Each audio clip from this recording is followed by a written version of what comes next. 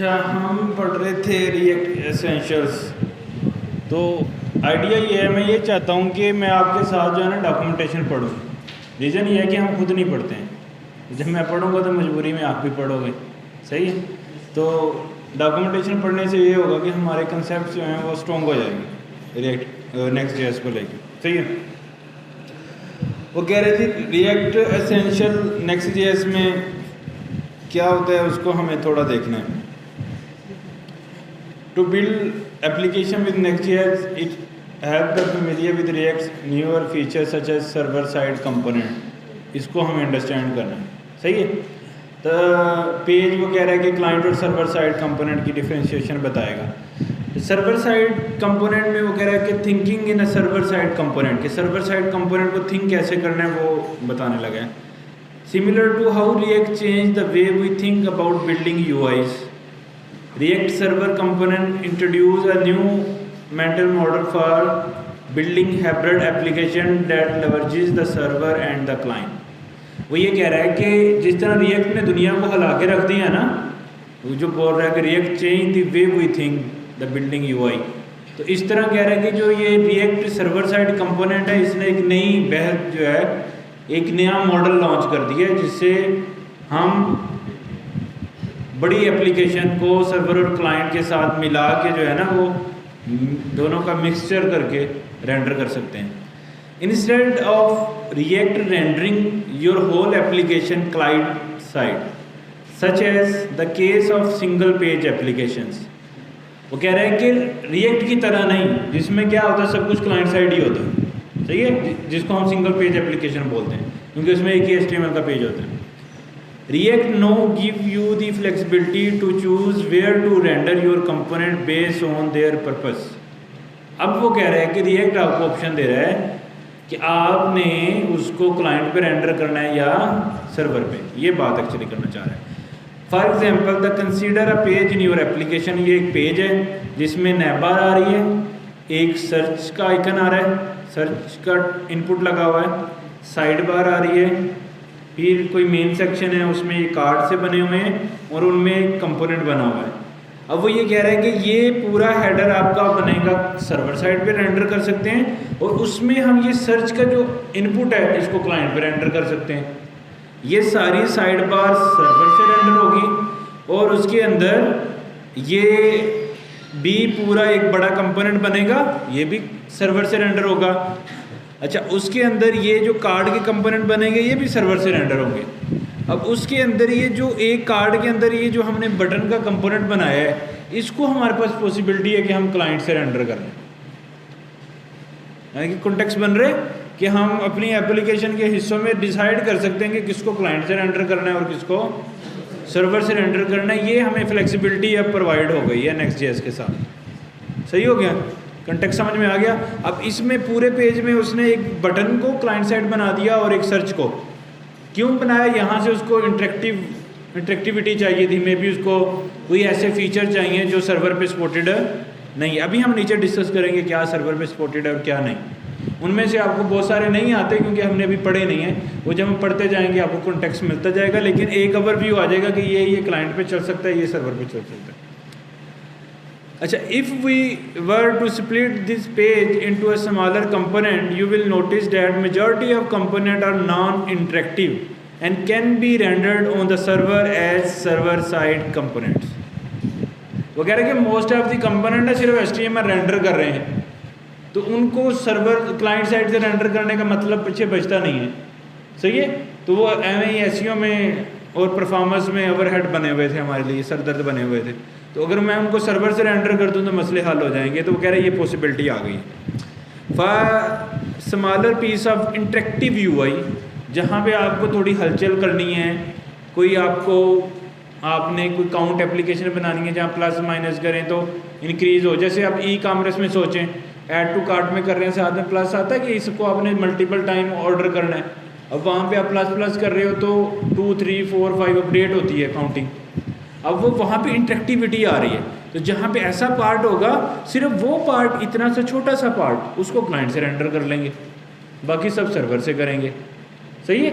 यानी कि किसी भी एप्लीकेशन में जब हम करने चाहेंगे ऑर्डर, तो सब कुछ सर्वर से आएगा, प्रोडक्ट्स भी सर्वर से आ रही हैं, चीज़ें भी सर्वर से आ रही हैं। जहाँ पे आप उसको ऐड टू कार्ट करके प्लस प्लस कर रहे हो, वो प्लस प्लस वाला काउंट वाला पार्ट हम क्लाइंट से रेंडर कर लेंगे, सही है। तो उससे हमारी काफ़ी चीज़ें में हेल्प हो जाएगी।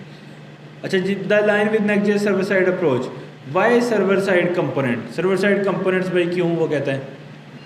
You may thinking why server side component, what are the advantages of using them over client component. वो कह रहा है कि ऐसा हमें क्यों करना है भैया, ये बहस छेड़ी क्यों है सर्वर साइड कंपोनेंट वाली, सही है।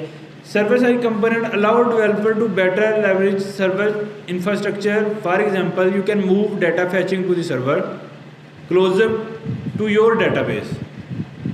मतलब वो कह रहे हैं, थोड़ा ये डीपली है, समझने वाली चीज़ है कि हम मैं आपको एक दफ़ा दिखाता हूँ, क्लाइंट एंड सर्वर।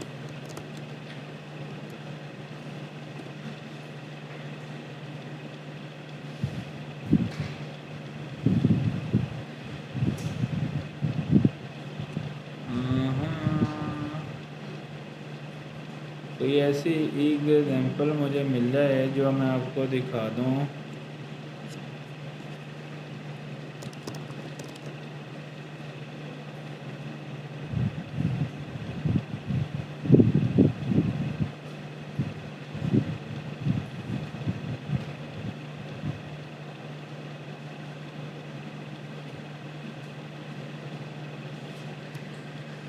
इससे आपको आइडिया हो जाएगा। अच्छा, नॉर्मली हमारा फ्लो क्या होता है कि हम एज अ यूज़र ब्राउज़र में, वेब क्लाइंट है ब्राउज़र में, सही है, तो हम यूज़ करते हैं, आप कह लो कि जो भी हम क्रोम ब्राउज़र यूज़ कर रहे हैं उसमें वेबसाइट्स भाई, वो हमारा ये वाली जगह है जहाँ पे हम बैठे हैं, जहाँ पे हम एप्लीकेशन बैठ के यूज़ कर रहे हैं। अच्छा, नॉर्मली फ़्लो में क्या होता था कि हम डाटा की रिक्वेस्ट करते हैं क्लाइंट से, किसको, सर्वर को, कि मुझे ये फ़लान डाटा चाहिए, या मुझे प्रोडक्ट्स चाहिए, मुझे ऑर्डर्स चाहिए, मुझे जो भी डाटा चाहिए। फेसबुक में सोचें तो मुझे पोस्ट चाहिए, कमेंट्स चाहिए, लाइक्स चाहिए। व्हाट्सएप पे सोचें तो मुझे मैसेजेस चाहिए। तो ये सारी चीज़ें हम रिक्वेस्ट करते हैं किसको, सर्वर को, कि मुझे ये डाटा चाहिए। अच्छा, फिर सर्वर वो रिक्वेस्ट करता है किसको, डेटाबेस को, कि मुझे ये डाटा चाहिए। अब क्लाइंट ने सर्वर को रिक्वेस्ट की, सर्वर ने क्लाइंट को रिक्वेस्ट की, अब सर्वर ने डेटाबेस को रिक्वेस्ट की, डेटाबेस आगे वापस जवाब देगा किसको, सर्वर को, सर्वर दोबारा डाटा किसको देगा, क्लाइंट को, फिर क्लाइंट उसको HTML में दिखाएगा। ये फ्लो हम यूज़ करते हैं, इसको हम क्लाइंट सर्वर आर्किटेक्चर बोलते हैं, सही हो गया। अच्छा, अब वो क्या कहना चाह रहा है इस लाइन के ऊपर, जो वो ये कह रहा है कि इंपॉर्टेंस क्या है, server component allow developer to better leverage of server infrastructure, for example you can move data fetching to the server. वो कह रहा है कि जो डाटा को फैच करने वाली सारी लॉजिक्स हैं, ये सिर्फ सर्वर में लिखी जा सकती हैं, आप उसको मूव कर सकते हो closer to your database. Closer to your database उसने क्यों लिखा, देखो ना, ये सर्वर क्लोज होता है ना डाटाबेस के साथ, तो वो कह रहा है कि जो डाटा लेने वाली बातें चाहते हैं वो सिर्फ सर्वर को करने दो, अब वो क्लाइंट में करने की ज़रूरत नहीं है। पहले क्लाइंट से सर्वर को कर रहे थे, सर्वर डेटाबेस को कर रहा था, अब वो कह रहे हैं सर्वर डेटाबेस से करके उधर से ही HTML में डाल के वहीं से HTML वापस भेज सकते हैं। पहले हम क्या करते थे, क्लाइंट से सर्वर को बोलते थे, सर्वर डेटाबेस को बोलता था, डेटाबेस सर्वर को डाटा देती थी, फिर हम सर्वर से डाटा क्लाइंट पे लाते थे, फिर क्लाइंट से हम HTML में डालते थे, फिर HTML को दिखाते थे। रिएक्ट और नोड में ऐसे करते थे हम। अब वो ये कह रहा है कि चूंकि हम रिएक्ट को सर्वर पे ही चला सकते हैं और कंपोनेंट भी सर्वर पे ही बन सकते हैं, रिएक्ट के सर्वर कंपोनेंट, वो आपका सिर्फ डेटाबेस से बात करके डाटा सर्वर के आएगा, वहीं से HTML बन के आ जाएगी। अब जो एक एक्स्ट्रा पार्ट हम करते थे वो हमारा बच जाएगा। बात समझ आ गई। तो ये एक बेनिफिट वो कह रहा है, इसलिए हमें सर्वर साइड कंपोनेंट यूज़ करना है, क्योंकि वो हमारा जो ओवरहेड था ना क्लाइंट पे वो कम कर रहे हैं। सही है, लाइन समझ आ गई ना। ये एक एक लाइन बहुत इंपॉर्टेंट है, इसकी बेस पे ये सारा वर्क करता है। यू कैन मूव, अच्छा आगे क्या है, you can move data fetching to the server closer to your database and keep large dependencies that previously would impact the client. JavaScript bundle size on the server, कह रहा है कि ये जो चीज़ें हम सर्वर पे लेके जा रहे हैं, ये जो पहले क्लाइंट की प्रॉब्लम थी उनको फिक्स कर रहा है। Leading to improve performance. ऐसा करने से क्या हो रहा है, आपकी परफॉर्मेंस बूस्ट हो रही है, टाइम बच रहा है, परफॉर्मेंस अच्छी हो रही है। Server component make writing React application feel similar to the PHP। अब ये कह रहा है कि पहले रिएक्ट जो है ना वो PHP की तरह नहीं था, और इसीलिए सम टाइम PHP वालों के साथ हमारी जंग शंग चलती रहती थी, और हम सम टाइम जंग हार भी जाते थे, क्योंकि उनकी SEO जल्दी हो जाती थी, हमारी तो SEO ही नहीं होती थी। रीज़न क्या थी, हम सर्वर से कुछ रेंडर ही नहीं करते थे। बस वो कहते थे कि आप इंटरेक्टिविटी लेके बैठे हो, हम क्लाइंट को फ़ायदा दे रहे हैं, एप्लीकेशन नंबर 1 पे तो आ रही है ना। अब वो कह रहा है कि ये आपको फील कराती है कि जैसे आप PHP की तरह काम कर रहे हो। Ruby and rails but the power. अब अच्छा, सिर्फ अब ये नहीं कि हमने उसका मुकाबला करना था, क्योंकि उनको तो हम 2013 में छोड़ आए थे पीछे, जब हमने वेब के इंटरेक्टिव UI रिएक्ट से बनाना शुरू कर दिए थे। लेकिन ये अब क्या फ़ायदा देगी, but the power flexibility of React and the component model for templating UI। वो ये कह रहा है कि PHP के पास रिएक्ट वाली पावर नहीं है अभी भी। अब जो उनका वो करते थे उससे हम बहुत आगे निकल गए हैं, बात समझ रहे हैं। तो इसलिए अच्छा, with the server component the initial page load is faster and the client side JavaScript bundle size is reduced. क्यों? क्योंकि अब वो सारा कुछ उधर बना के HTML बना के बैठा है, उसका बंडल साइज डिस्क्रीज हो गया है। पहले क्या होता था, सारा कुछ जो हम लिखते थे, हम किस में कोडिंग लिख रहे हैं, जावास्क्रिप्ट में। जितने भी HTML के टैग लगा रहे हैं, किस में लगा रहे हैं, जावास्क्रिप्ट में। तो जावास्क्रिप्ट का साइज़ क्या हो रहा है, बढ़ रहा है। तो जब जावास्क्रिप्ट का साइज़ बढ़ रहा है तो उसको लोड करने में टाइम बढ़ रहा है। तो जब सर्वर से HTML के पेजेस बन के आ रहे हैं तो जावास्क्रिप्ट का साइज़ क्या हो रहा है, कम हो रहा है, रिड्यूस हो रहा है। अच्छा, आगे क्या है, आगे चलते हैं। The base client side run time is cacheable, predictable in size, does not increase as your application grow. सही है। Additionally JavaScript is only added as a client side, interactivity is use by through client side component वगैरह। सिर्फ JavaScript का काम है अब client side component को tackle करना, बाकी सब सर्वर देखेगा। when a route is loaded with Next.js, the initial HTML is rendered on the server। बात समझ आ रही है। वो कह रहे हैं जब आप किसी राउट पे जाते हो तो इनिशियल जो HTML है वो कहाँ पे रेंडर होती है, सर्वर पे। This HTML is then progress करती है enhance in the browser, allowing the client to take over the application and add interactivity asynchronously, loading the Next.js and React.js client side run time। वो कहते हैं जब idea ये है कि जब क्लाइंट सर्वर से रेंडर कर लेती है, फिर जो क्लाइंट वाली चीज़ें होती हैं वो बाद में उसको रन टाइम पे रेंडर करती है जब एप्लीकेशन का पेज लोड हो जाता है, अगर किसी कंपोनेंट को आपने क्लाइंट साइड कंपोनेंट बना दिया। अच्छा, आगे when a route is loaded in the Next.js, ये पढ़ लिया हमने। To make the transition to server side component easier, all component inside the app router are server side component by default। क्या मतलब बना, ऐप के वो कह रहे हैं कि चूंकि हम ये कह रहे हैं कि भाई सर्वर ज़्यादा अच्छा है तो इसलिए आपको सेपरेटली डिफाइन ना करना पड़े सर्वर को। बाय डिफ़ॉल्ट ऐप के फोल्डर में जो कंपोनेंट बनाएंगे क्या होगा, वो सर्वर साइड कंपोनेंट होगा। सही है। इंक्लूड स्पेशल फाइल्स, आगे collected component, this allow you to automatically adopt them with no extra work। वो कह रहा है कि ये मैं बैकग्राउंड पे हैंडल कर रहा हूँ, आपको सर्वर साइड कंपोनेंट बनाने के लिए कोई एक्स्ट्रा एफर्ट की ज़रूरत नहीं है। And achieve great performance out of the box. इसीलिए तो Next.js इतने क्विकली वो जो है बूम कर रहा है। रीज़न क्या है, सर्वर साइड कंपोनेंट और performance is out of the box हो गया, इससे अच्छी परफॉर्मेंस नहीं है अभी। You can also optionally operate into the client component using the use client directives. सही है। अच्छा जी, क्लाइंट साइड वो मैंने आपको पढ़ा दिया कोड में, तो दोबारा कर लेते हैं। No client component enable you to add client side interactivity to your application. In Next.js they are pre-rendered on the server and hydrated on the client। You can think of client component how component in the pages router have always worked. अच्छा ये देख लेते हैं जी कैसे करना है।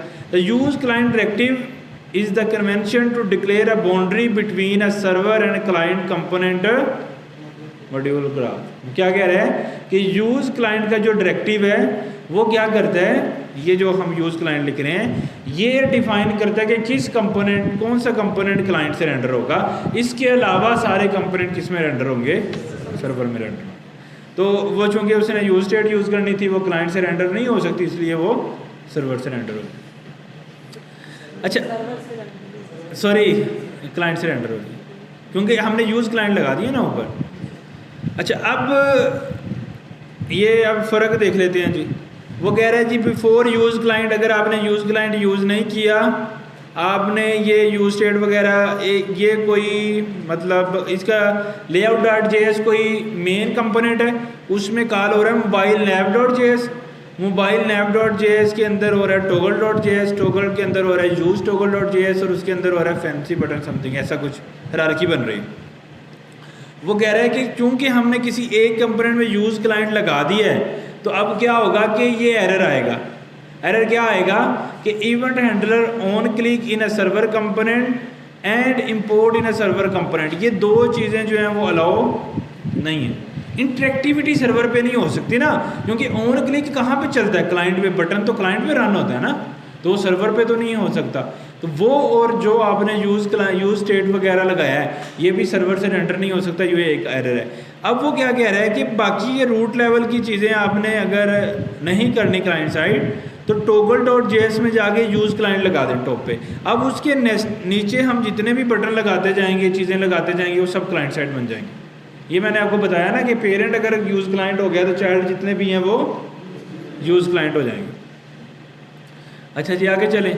Use client sit between server only and client code, its place at the top of the file above import. Import से पहले आपने इसको लिखना है, वो कह रहा है to define the cut off point where it cross the boundary from the server only to the client part. वो कह रहे हैं जैसे ये करेंगे तो ये कट कर देगा सर्वर, अब ये कंपोनेंट अब मजीद सर्वर से रेंडर नहीं होगा। Once use client is defined in a file, all other module imported in it, including child components, are considered part of the client bundle। समझ आ गई? कहते हैं कि यूज क्लाइंट लगा दिया तो जो कुछ इंपोर्ट कर रहे हो सब कुछ क्या हो जाएगा, क्लाइंट साइड बन जाएगा, चाहे आपके चाइल्ड कंपोनेंट है। Since server component are the default, all component are part of the server component module graph unless define important module that start with use client। बार बार याद कराने की कोशिश कर रहा है क्योंकि और चूँकि डिफ़ॉल्ट में सब कुछ सर्वर पे रेंडर हो रहे हैं, तो अगर यूज़ क्लाइंट लगा दिया तो क्लाइंट बन जाएगा, वही बातें बार बार।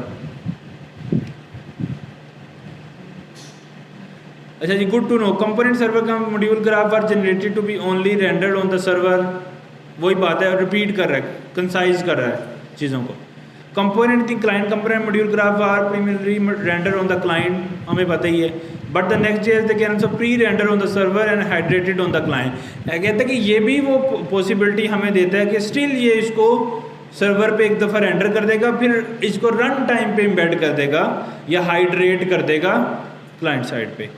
The use client directive must be defined the top of the file before any import. ऐसे नीचे करेंगे तो एरर आएगा। Use client does not need to be defined in every file, the client module boundary only need to define their entry point for all module imported into it to be consider as client component. वही बात कि parent में लगा दिया तो child सारे हो जाएंगे। अच्छा जी, when to use server side component and client side component, bore तो नहीं हो रहे? ये पढ़ना ज़रूरी है क्योंकि इससे हमारे ग्राउंड्स क्लियर हो रहे हैं कि क्या हम करें हैं। अच्छा, to simply the decision between server and a client component we recommend using server side component default the app directory. वो बार बार ये कह रहा है, एम्फसाइज कर रहा है आपको कि भाई बाहर ना निकलना सर्वर से अनटिल कभी बहुत मजबूरी ना बन जाए। सही है, until you have a case for a client component. सही है।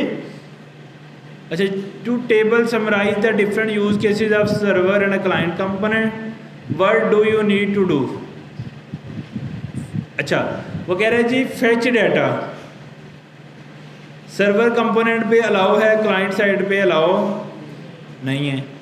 एक्सेस बैकएंड रिसोर्सेज डायरेक्टली, जैसे डेटाबेसेस, जैसे फाइल स्ट्रक्चर।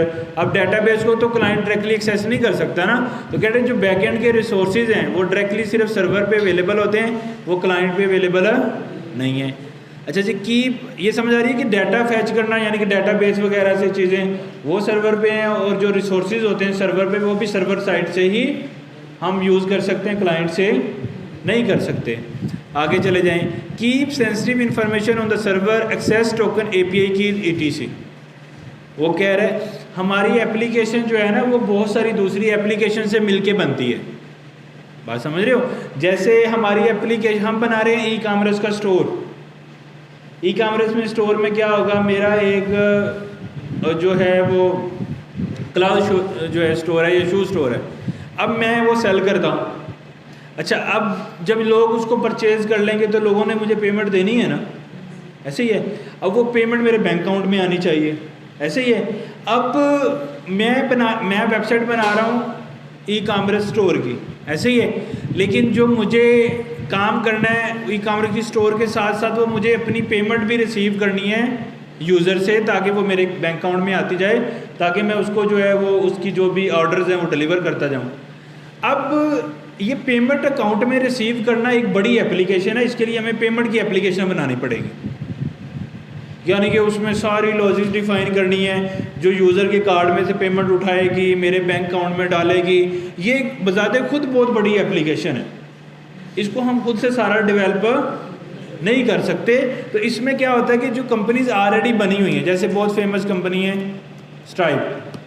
स्ट्राइप एक ऐसी पेमेंट की कंपनी है जो इंटरनेट पे जिसके थ्रू हम कार्ड लगा के चेकआउट कर सकते हैं और पेमेंट मेरे बैंक अकाउंट में आ जाएगी। यानी कि यूज़र अपना कार्ड लगाएगा, पे करेगा, पेमेंट मेरे पास पहुंच जाएगी। अब इन्होंने बहुत सारा काम किया इसको सिक्योर करने में, इस पूरी प्रोडक्ट को बनाने में इन्होंने सालों लगाए। अब मैं ई-कॉमर्स का स्टोर बना रहा हूँ तो मैं ये नहीं पूरा बिल्ड कर सकता। अब इसको बिल्ड करने जाऊँगा तो मुझे ये 5 साल में बना है इनका स्ट्राइप, तो मुझे 5 साल का वो भी वर्क करना पड़ेगा ई-कॉमर्स स्टोर के लिए। तो होता क्या है कि हम अपने सॉफ्टवेयर के साथ बहुत सारे दूसरे सॉफ्टवेयर को एज अ सर्विस इस्तेमाल करते हैं। क्यों करते हैं? ताकि हमारा काम फास्टली हो जाए, हमें वो सारे काम प्रोसेस से गुजरना ना पड़े। अच्छा, जब मैं अब स्ट्राइप को का सॉफ्टवेयर जो उन्होंने 5 सालों में बनाया है उसको एज अ सर्विस इस्तेमाल करूँगा तो मुझे इसको पे करना है, इसकी फीसिस रहती हैं। अब ये कैसे डिडक्ट करेगा कि मैंने कितना इसका यूज़ किया है इसके सॉफ्टवेयर का, ताकि मैं उस हिसाब से उसको पे कर सकूँ फीसिस वगैरह। तो उसके लिए ये क्या करता है, जिसने भी इसको अपने ऐप में इंटीग्रेट करना है उसको ये कीज़ बना के देता है, जिसको हम API कीज़ बोलते हैं। उन कीज़ की मदद से मैं इसको रिक्वेस्ट कर सकता हूँ कि ये कार्ड से डाटा पेमेंट लेके मेरे बैंक अकाउंट में डाल दें, और साथ में बताता हूँ ये मेरी की है। उस की मदद से वो रिकॉर्ड रखता रहता है कितनी पेमेंट इसने ट्रांसफ़र की हैं लोगों के कार्ड से लेके मेरे बैंक अकाउंट में। बात समझ आ रही है? अब वो जितनी दफ़ा वो करेगा उस हिसाब से वो मेरे से चार्जेस ले लेगा, सही है। लेकिन अगर वो मेरी API की किसी ने एक्सेस कर ली तो वो मेरे कैश भी निकाल सकता है मेरे बैंक अकाउंट से, क्योंकि वो API की डायरेक्टली नहीं है स्ट्राइप से। तो उसको हमें सिक्योर करना है। वो ये कह रहा है कि जो सेंसिटिव इन्फॉर्मेशन होती हैं जैसे API कीज़ वगैरह, सही है, और इस तरह की चीज़ें जो दूसरे सॉफ्टवेयर से हम बातें कर रहे हैं, तो हर सॉफ्टवेयर की अपनी API कीज़ रहती हैं, तो वो वाली API कीज़ हमें सिक्योर रखनी है। इस तरह अगर हम अपना एक ऐसा सॉफ्टवेयर बना दें पेमेंट की तरह का वॉटएवर, जो दूसरे लोग अपने सॉफ्टवेयर में इसको इस्तेमाल करें, इसको बोलते हैं SaaS product, software as a solution, सही है, या API सेलिंग बोलते हैं, APIs बनाना, APIs बिल्ड करना, API इकॉनमी भी बोला जाता है इसको।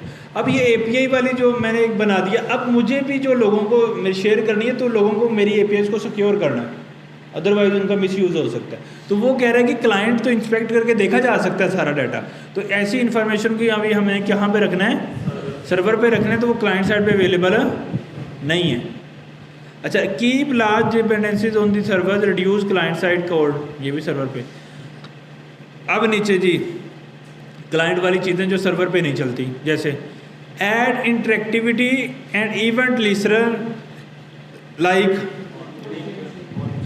ये कहता है जहाँ आपने ऑन क्लिक लगा दिया, ऑन चेंज लगा दिया, तो वहाँ पे ये चीज़ें हमारी चलनी बंद, वो यानी कि वो सर्वर कंपोनेंट में नहीं आप लगा सकते, तो उस कंपोनेंट को आपको क्या बनाना पड़ेगा, client side component.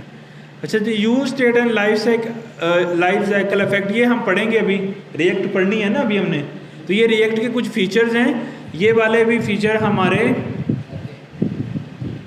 Client side पे चलते हैं, सर्वर पे। अगर आपने इनमें से कुछ लगा दिया सर्वर में तो क्या होगा, जो मैंने एरर आपको पहले दिखाया था वो एरर आने लग जाएगा। यूज ब्राउज़र ओनली एपीआईज, ऐसी एपीआईज जो सिर्फ ब्राउज़र में चलती हैं तो वो भी सर्वर पे नहीं चलेंगी। जैसे लोकेशन फाइंड करना, आईपी की इंफॉर्मेशन लेना, तो इस तरह की एपीआईज हैं, लेकिन वो सिर्फ प्योरली चलती हैं ब्राउज़र में, हैं? समझ नहीं आई? हाँ पढ़ेंगे ना, तो वो सिर्फ क्लाइंट पे चलती हैं, सही है। जिस तरह लोकेशन गेट करना, लोकेशन तो यूज़र के सिस्टम से लेनी होती है ना, तो वो ब्राउज़र से ली जाती है, तो ब्राउज़र जो है वो क्लाइंट साइड रेंडर होता है, तो ऐसी चीज़ें फिर वो सर्वर पे नहीं चलती। Use custom hook that depend on a state and affect browser only APIs, तो वो भी सर्वर पे नहीं चलेंगी। Use react class component, react में जिस तरह हमने फंक्शनल कंपोनेंट पढ़े हैं ऐसे हम क्लास कंपोनेंट भी पढ़ेंगे, अगर वो भी आपने यूज़ करने हैं तो वो सर्वर पे नहीं चलेंगे। तो ये 4-5 चीज़ों जब आप अपनी एप्लीकेशन में लगाओगे तो वो वाला कंपोनेंट आपका क्लाइंट साइड सर्वर साइड से रेंडर नहीं हो सकता, मजबूरी है कि आप उसको क्लाइंट साइड से रेंडर करें। डिफरेंस समझ आ गया? अच्छा, यहाँ पे ये वाली चीज़ें जो है वो सर्वर से कर सकते हैं, ये हम सर्वर से करेंगे। इनमें यहाँ तक सर्वर में क्या रेंडर करना है, क्लाइंट पे क्या, कब किस कंपोनेंट को क्लाइंट साइड बनाना है, समझ आ रही है? Use state, use client, use effect, कोई भी ब्राउज़र रिलेटेड एपीआई जो सिर्फ क्लाइंट पे चल सकती है, ऑन क्लिक, ऑन चेंज और रिएक्ट के क्लास कंपोनेंट, इन सब चीज़ों के लिए हमें क्या कंपोनेंट बनाना पड़ेगा, यूज क्लाइंट यूज़ करना पड़ेगा, क्लाइंट साइड रेंडरिंग करनी पड़ेगी।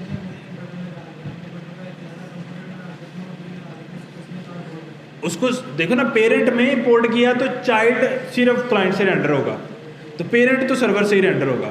लेकिन अगर सर्वर में यूज़ क्लाइंट लगा दिया तो फिर बटन भी क्लाइंट से रेंडर होगा और पेरेंट भी क्लाइंट से। तो यही तो पिक्चर थी, आपने पिक्चर को गौर नहीं किया। ये देखो, ये सब सर्वर से आ रहा है, सिर्फ बटन क्लाइंट से रेंडर हो रहा है। यानी कि पेरेंट में चाइल्ड कॉल कर सकते हैं अगर चाइल्ड में यूज़ क्लाइंट, लेकिन उस बटन के अंदर कोई एक और आपने चाइल्ड बना दिया तो फिर वो भी क्लाइंट साइड बन जाएगा। तो हमने लीस्ट कंपोनेंट यानी कि जो एंड वाले कंपोनेंट है ना, जैसे इनपुट, बटन, फॉर्म, एंड वाले कंपोनेंट, उनको हमने यूज़ क्लाइंट लगाना है। रूट वाले कंपोनेंट नहीं, layout.js में नहीं लगा देंगे, सब कुछ ही क्लाइंट साइड बन जाएगा। हैं? अच्छा नहीं, अब मैंने कितना क्लियर करके खोल के रख दिया आपको कि अभी भी मुश्किल लग रहा है। हाँ, कुछ भी नहीं कम्प्लेक्स यार, ये चीज़ें लिखी हैं बस, इसके अलावा आपने ये 3-4 चीज़ें लिखी हैं, इसके अलावा सब सर्वर से चलाते जाएं। जिधर ये यूज़ करना है वहाँ क्लाइंट लगा दें। तो सिर्फ हैम्बर वाला आइकन नैप बार में एज अ चाइल्ड कॉल करेंगे और उस हैम्बर वाले के अंदर जाके बर्गर वाले आइकन के अंदर जाके हम सिंपली यूज़ क्लाइंट लिख देंगे। हाँ, अभी वो आगे डिस्कशन आ रही है, लाइब्रेरीज़ की डिस्कशन अगर लंबी चलेगी, ये इतना आसान काम नहीं है, थोड़ा लंबा चलने वाला है। मज़ा आ रहा है ना यहाँ तक? सही है। अच्छा, moving client component to the leaves, वो क्या कह रहा है, to improve the performance of your application we recommend moving client component to the leaves of your component tree where possible. कहना ये चाह रहा है कि लीव्स मतलब आखिरी पत्ते, एंड वाली चीज़ें, कह रहे कि उनको सिर्फ क्लाइंट बनाओ, बाकी सब रूट पे ना बनाओ, टू इंक्रीज परफॉर्मेंस। यही मैं बात कर रहा हूँ ना कि एंड वाली, जैसे आपने बोला नैम भाई होम बर्गर पे क्लिक करना मजबूरी है, जब क्लिक करना मजबूरी है तो उसका एक सिर्फ आइकन का क्लाइंट कंपोनेंट बना दो, पूरी नैप बार का ना बनाओ, और उस आइकन के अंदर जाके यूज़ क्लाइंट लिख दो। तो अब बाकी सब कुछ सर्वर से आ रहा है, वो आइकन क्लाइंट से आ रहा है, तो एक आइकन एसईओ के लिए इंपॉर्टेंट नहीं है। समझ आ गई बात? अच्छा, For example, you may have a layout that use static element, logo, links, etc. and interactive search bar that use state. वो कह रहे लोगो है, लिंक्स हैं और साथ में सर्च बार है जो इंटरेक्टिव है जिसमें यूज स्टेट यूज हो रही है. Instead of making the whole layout a called component, a client component, वो कह रहे हैं कि पूरे के पूरे लेआउट को क्लाइंट कंपोनेंट ना बना दो. Move the interactive logic to the client component search bar. वो कहते हैं एक स्पेसिफिक सर्च बार का सिर्फ कंपोनेंट बनाओ जिसके अंदर आपने सर्चिंग करनी है, बाकी सब कुछ क्लाइंट ही रखो, सर्वर रखो. And keep your layout as a server side component. This mean you don't have to send all the component JavaScript of the layout. अच्छा जी, सॉरी टू द क्लाइंट. आगे क्या जी, वो कह रहा है कि ये सर्च, अगर आपने आपके पास नैब बार है एक, वो कह रहा है पूरे नैब बार को ना बना दो, तो सिर्फ सर्च बार में मसला है तो सर्च बार को क्लाइंट साइड बना दो. ये क्लाइंट साइड इंपोर्ट कर लिया, बाकी सब सर्वर से आ रहा है. All good. अच्छा जी, composing client and server component mix कैसे करने हैं. Server and client component can be combined in the same component tree. Behind the scenes, React handle rendering as follows. क्या? On the server component, React rendered all the component before sending to the result to the client. This includes server-side component nested inside client component. अच्छा, इसको मैं explain करता हूँ. Client component encountered during this stage are skipped. सही है? On the client, React rendered client component slot in the rendered result of the server component and managing the work done on the server and the client. वो कहना क्या चाह रहा है? वो ये चाह रहा है, वो कह रहा है कि आपने सर्वर में क्लाइंट लगा दिया, फिर कहीं पे जाके सर्वर में क्लाइंट लगा दिया, फिर सर्वर में, अब ये चलेगा कैसे? वो कह रहा है कि रिएक्ट जो कुछ सर्वर पे रेंडर हो सकता है करेगा, फिर उसके स्लॉट बना लेगा, डब्बे बना लेगा कि भाई कहाँ कहाँ चीज़ें क्लाइंट पे डालनी है, वो उसको अपने पास बैकअप याद रख लेगा. अब फिर वो क्लाइंट पे आएगा तो उन स्लॉट के अंदर इंसर्ट कर देगा HTML. Make sense? अच्छा, if any server component are nested inside client component, there rendered content will be placed correctly within the client component. अच्छा, good to know. In Next.js, during the initial page load, both the rendered result of a server component from the above step client component pre-rendered on the server as an HTML to produce a faster initial page load. अच्छा, ये कहता है कि client side भी some context हम server पे render करके hydrate कर देते हैं, मतलब वो फाइलें पहले बना लेता है, उसकी ऐड वो क्लाइंट साइड से कर देता है उसको, तो थोड़ा फास्टर हो जाता है एक्सपीरियंस ऐसे. Nesting server component inside client component, इसको डिटेल में देखते हैं. Given the rendering flow outline above, there is a restriction around importing a server component into a client. क्या मतलब कह रहा है वो? हाँ, एक हेडर मैंने बना दिया क्लाइंट कंपोनेंट, इसमें अब मैं कोई सर्वर का कंपोनेंट ऐड नहीं कर सकता, इंपोर्ट नहीं कर सकता. तो हमेशा क्लाइंट ने सर्वर में इंपोर्ट होना है, सर्वर कंपोनेंट ने क्लाइंट में इंपोर्ट नहीं होना. सही है? This approach require additional server round trip. Unsupported pattern importing server component into a client component, ये कहते हैं अनसपोर्टेड पैटर्न है, ये ऐसा नहीं होता. सही है? क्या अनसपोर्टेड है? क्लाइंट साइड कंपोनेंट में सर्वर साइड कंपोनेंट को इंपोर्ट करना. The flow pattern is not supported. You cannot import server component into client component. क्या मतलब? यूज क्लाइंट लग गया. अब कहता है कि एग्जाम्पल सर्वर साइड आप कंपोनेंट इंपोर्ट कर ले आओ, तो आप लाके इसको क्लाइंट में यूज़ करने की कोशिश करोगे तो एरर आ जाएगा. अच्छा जी, recommended pattern passing server component to the client as a prop. अच्छा, ये एक बड़ी टेक्निक है, ये जो बात कर रहे हैं ना, ये हम पढ़ेंगे कि ये कैसे होता है. Instead one designing a client component, you can use react prop mark slot for a server component.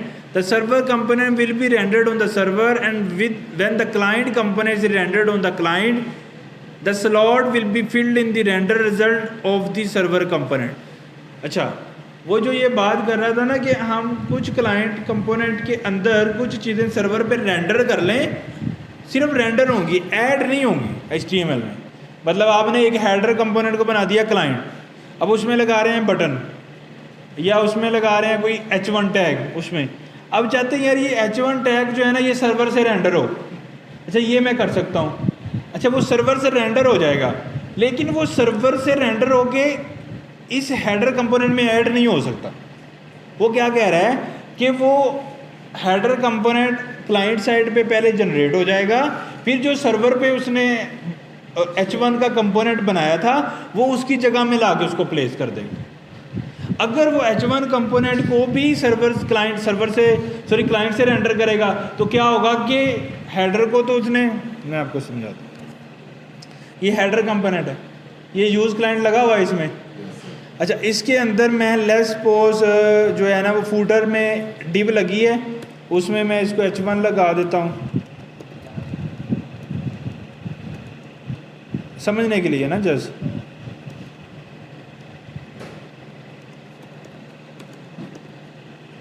और इसको मैं उठा के ये थोड़ी सी HTML आ गई।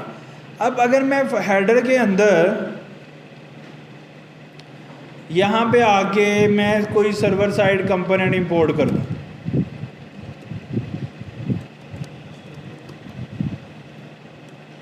ये मैंने इंपोर्ट कर दिया। अब वो ये कह रहा है कि अगर आप फूटर को बाय फॉर, अभी इस वक्त ये क्लाइंट बन गया है, फूटर भी क्लाइंट बन गया ना, इंपोर्ट हो गया।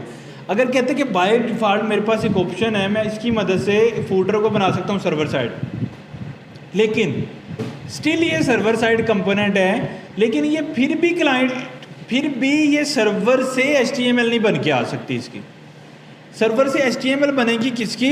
सिर्फ फूटर कंपोनेंट की। समझ आ गई?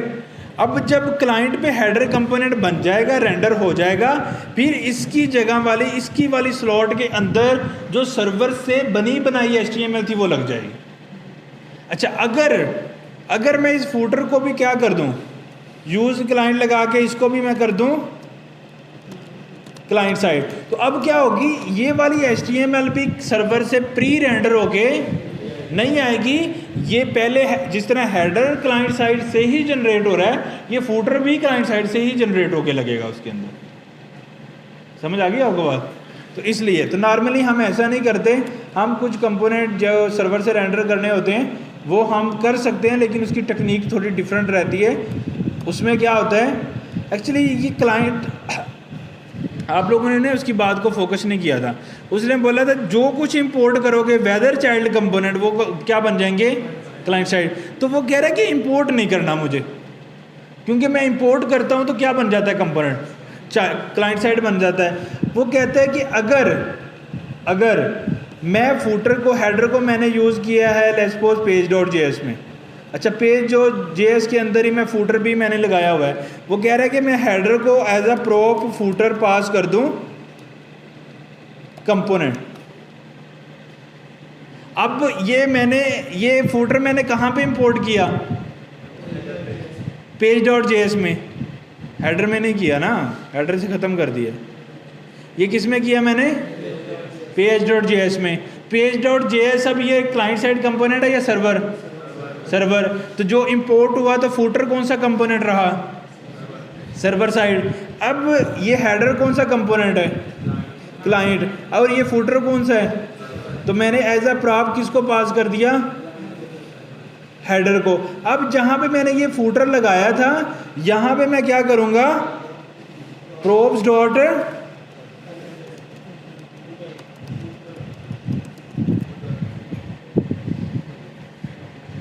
अब ऐसा क्यों किया? ऐसा इसलिए किया कि क्योंकि मुझे फूटर को अगर मैं इंपोर्ट करता क्लाइंट में तो वो फूटर भी क्या बन जाता?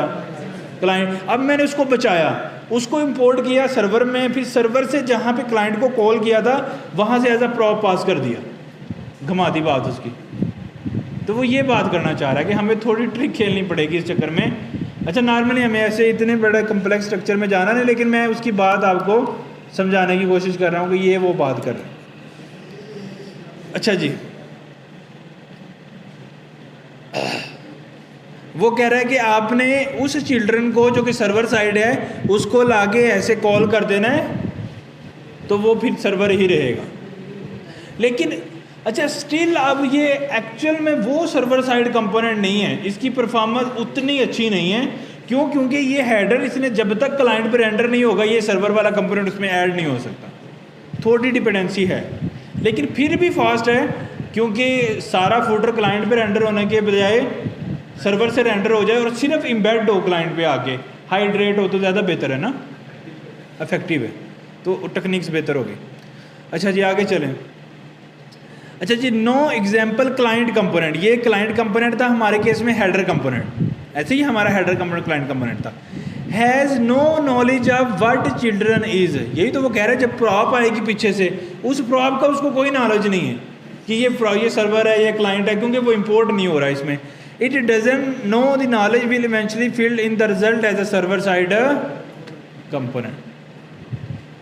The only responsibility of example client component has to decide where whatever children will eventually be placed। बस उसकी कह रहे हैं ये जिम्मेदारी है कि इसको लगाना कहाँ पे है, बाकी वो सर्वर साइड कंपोनेंट ही है। In the parent server component you can import both example client component and example, वही बात जो मैंने आपको बोली थी कि पेरेंट के अंदर मैंने फूटर भी इम्पोर्ट कर लिया और हेडर भी। अब हेडर को मैंने फूटर एज आ प्रॉप पास कर दिया ताकि उसका प्रॉब्लम ना हो, तो वो कह रहा है कि फिर मैंने उसको क्या करना है, in the server component you can import both and pass as a child of an example component. अच्छा वो प्रॉप मैंने समझाने के कॉन्टेक्स्ट में किया था, इसका जो एक्चुअल सिंटैक्स रहता है ना वो क्या होता है कि हम चाइल्ड पास कर सकते हैं। हमने अभी तक जितने कंपोनेंट सीखे हैं ना कॉल करना, वो सीखे हैं, वो सारे कंपोनेंट हमने सीखे हैं इस तरह कॉल करते हैं ना जैसे हेडर कर रहे हैं। तो वो कह रहे हैं कि इसका जिस तरह HTML में ओपनिंग एंड क्लोजिंग टैग होता है हम ऐसे भी बना सकते हैं हेडर को, मतलब किसी भी कंपोनेंट को हम ऐसे भी यूज़ कर सकते हैं। ऐसे कर सिंगल टैग लिख लें या ओपनिंग क्लोजिंग टैग लिख लें, बात एक ही होती है, मैं चलाऊँगा ये बिल्कुल सेम चल जाएगा। अच्छा ऐसा क्यों कब लिखना है, जब इसको हमने एज अ चिल्ड्रन पास करना है कोई और कंपोनेंट जैसा कि फूटर।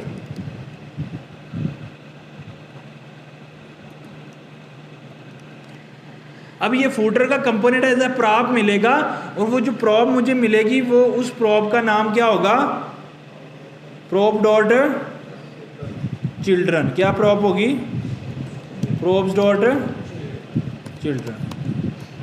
यानी कि ये चिल्ड्रन की प्रॉप मैंने नहीं बनाई, ये चिल्ड्रन की प्रॉप कैसे बनती है, जब भी हम एक कंपोनेंट को सिर्फ सेल्फ क्लोजिंग टैग नहीं रखते, अपनी क्लोजिंग रख के उसमें कोई टैग अप्लाई कर दें, उस टैग को वो फिर चिल्ड्रन कंसिडर करेगा। क्यों? क्योंकि ये फूटर अब इसका चिल्ड्रन बन गया, बच्चा बन गया, चाइल्ड हो गया। All good. तो ये एक्चुअल सिंटैक्स है, बात वही है, हमने एज अ प्रॉप पास कर दिया फूटर को। वो मैंने आपको दूसरे सिंटैक्स में समझा दिया कि क्या मतलब, इसका मतलब वही है जो मैंने आपको पहले कोड लिख के दिखाया था।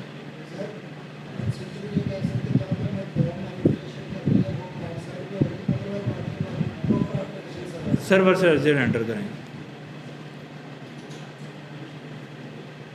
अच्छा जी आगे, with this approach the rendering of example client and the client are decoupled and can be rendered independently along with server component which are rendered on the server before the client component. Good to know. This pattern is already applied in layout pages. वो कह रहा है layout और pages में ये pattern already लगा हुआ है, चिल्ड्रन वाला कहता है, अगर आपने देखा हो तो। With the children prop you can don't have to create an additional wrapper component. Passing a React component JSX to the other component is not a new concept, has always been part of the React composition model. ये कह रहा है कि ये जो children वाला concept है ना, ये कोई रिएक्ट ने नहीं इंट्रोड्यूस किया, ये कोई नेक्स्ट जेएस ने इंट्रोड्यूस नहीं किया, ये पुराना ही कंसेप्ट है जो रिएक्ट में भी है।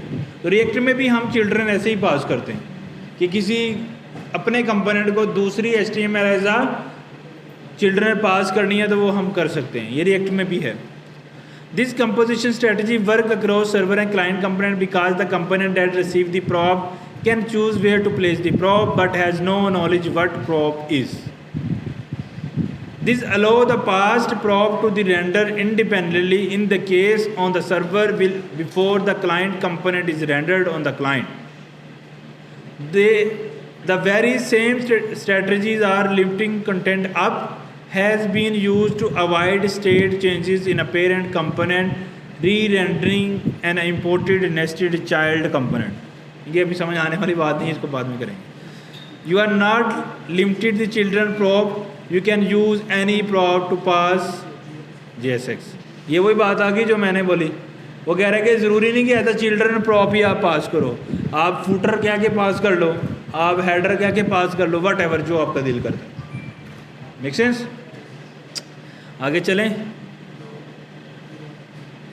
Passing prop from a server to the client component.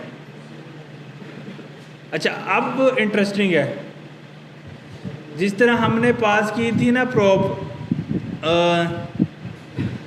हमने प्रॉप पास की थी server to server component last time की थी ना. यानी कि हम जैसे कार्ड से बटन को प्रॉप पास कर रहे थे, सर्विसेज पेज में, कॉन्टैक्ट पेज में कार्ड को प्रॉप पास कर रहे थे, तो प्रॉप्स पास हो रही थी. प्रॉप्स का समझ आता है ना. पेरेंट अपने चाइल्ड को डाटा पास कर सकता है, उसको क्या बोलते हैं? प्रॉप्स. अच्छा जी, वो क्या कह रहा है? Prop passed from a server to the client component need serializable. क्या मतलब?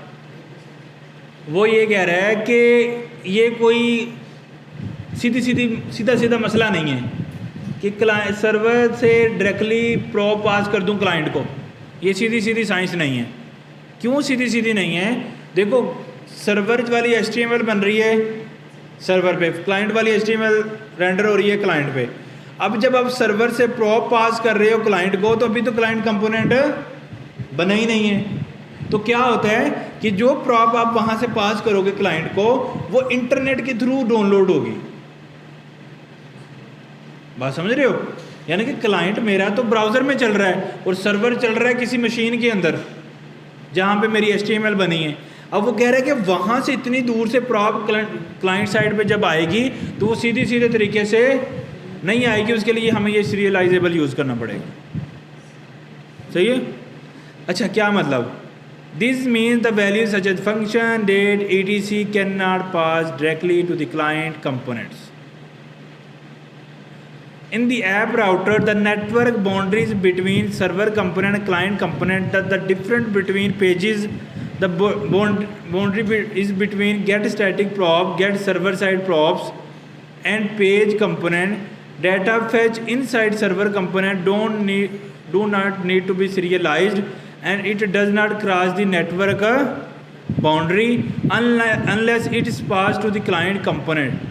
Learn more data fetching with server component. वो क्या कहना चाह रहा है? वो ये कहना चाह रहा है कि जो डाटा आप सर्वर के ऊपर फैच करते हो, वो डाटा हम लेते हैं डेटाबेस से. वहाँ पे आपको नेटवर्क की बाउंड्री नहीं चाहिए, वो कोई प्रॉप नहीं है, वो हम डेटाबेस से डाटा को फैच कर रहे हैं. उधर हमें वो कंसेप्ट मसला नहीं है. या हमें data server to server side component pass करना है तो मसला नहीं है. जहाँ data server to client side pass करना है तो मसला शुरू हो जाता है. और मसले का शुरू होने का हल भी Next.js ने खुद ही निकाला है. वो उस डाटा को नेटवर्क बाउंड्री बना देता है और इंटरनेट के थ्रू उसको डाउनलोड कर लेता है सर्वर से. इसको हम नेटवर्क बाउंड्री बोलते हैं Next.js के अंदर. वो खुद मैनेज करता है ऐप राउटर के साथ. सही है? तो बस आपने ये कंसेप्ट समझना है कि प्रॉप जब हम पास करते हैं सर्वर टू क्लाइंट तो थोड़ी चेंजेस रहती हैं Next.js के अंदर. नहीं समझ आई? ये प्रैक्टिस करेंगे फिर समझ आ जाएगी. Keeping server only code out of the client component. क्या कह रहा है? Since JavaScript module can be shared between the server and the client component, it is possible for a code that has only ever intended to be run on the server to snake its way into the client. वो ये कह रहा है कि sometime same जो component हम बनाते, एक फ़ाइल हमने बनाई जावास्क्रिप्ट में. अब आपको पता है Next.js में बैकएंड पे कौन सी लैंग्वेज चल रही है? और भाई लैंग्वेज पूछ रहा हूँ, लैंग्वेज फ्रेमवर्क नहीं। फ्रंट एंड पे कौन सी चल रही है? बैक एंड फ्रंट एंड दोनों पे जावास्क्रिप्ट चल रही है। बैक एंड पे अरे बनाएंगे बन जाएगी, फ्रंट एंड पे अरे बनाएंगे बन जाएगी। तो चूंकि जावास्क्रिप्ट चल रही है बन जाएगी। वो कह रहा है कि ऐसा कोड हम लिख सकते हैं जो फ्रंट एंड पे भी चले और बैक एंड पे भी चले, जो कि प्योर जावास्क्रिप्ट के रिलेटेड कोड है, क्योंकि बैक एंड फ्रंट एंड दोनों पे क्या चल रही है? जावास्क्रिप्ट चल रही है। लेकिन कहता है उसका मसला है क्या? मसला क्या है मैं आपको बताता हूँ। कहता है कि ये जो कोड उसने लिखा है ना, ये प्योर जावास्क्रिप्ट का कोड है। अभी आपको समझ नहीं आएगा क्योंकि हमने फैच वगैरह चीज़ें नहीं पढ़ी हुई, वो मैं पढ़ाऊँगा फ्यूचर में। लेकिन ये प्योर जावास्क्रिप्ट का कोड लिखा है। अब ये क्लाइंट पे ये फंक्शन गेट डाटा यूज़ करूँगा फिर भी चलेगा, सर्वर वाले कंपोनेंट में चलूँगा तो फिर भी चलेगा। लेकिन कहता है कि process.env.something ये जो लाइन है ना, ये सिर्फ सर्वर पे चलती है, क्लाइंट पे नहीं चलती। तो होगा क्या जब ये क्लाइंट पे नहीं चलेगी? अगर ये फंक्शन क्लाइंट पे गैर इंटेंडेड, यानी कि मेरा फोकस नहीं था, मैंने गलती से क्लाइंट पे कॉल कर दिया, तो ये process.env ये API की मुझे मिलेगी नल। जब मुझे ये नल मिलेगी तो ये डाटा मेरा लोड नहीं होगा। तो कह रहा है कि इस कन्फ्यूजन से बचने के लिए, ये जो सारी बात कर रहा है, तो मुझे एक सर्वर ओनली पैकेज है। जैसे क्लाइंट है ना, यूज़ क्लाइंट का हमारे पास लिटरल आ रहा है, डायरेक्टिव है, ऐसे वो कह रहा है कि सर्वर ओनली एक पैकेज है, उसको आप npm install server only install कर लोगे। उसकी मदद से आप किसी भी फाइल में ये इंटेंट शो कर सकते हो कि ये वाली फाइल ओनली कहाँ चलनी चाहिए? सर्वर पे। अब अगर कोई यूज़र इसको क्लाइंट वाले कंपोनेंट में कॉल करने की कोशिश करेगा तो क्या होगा? उसको VS कोड में एरर आने लग जाएगा, भाई ये वाला जो कोड है जो आप इंपोर्ट कर रहे हो ये सिर्फ सर्वर में ही इंपोर्ट हो सकता है। तो हमने फिर कौन सा पैकेज इंस्टॉल किया? अच्छा, ये बाय डिफ़ॉल्ट नहीं है, ये बाय डिफ़ॉल्ट डायरेक्टिव आपको नहीं मिलेगा, इसके लिए आपको पैकेज डाउनलोड करना पड़ेगा और उस पैकेज को क्या बोलते हैं? सर्वर। All good? कोई कन्फ्यूजन? समझ आ गई? अच्छा जी, इतना ही हम करेंगे यहाँ पे।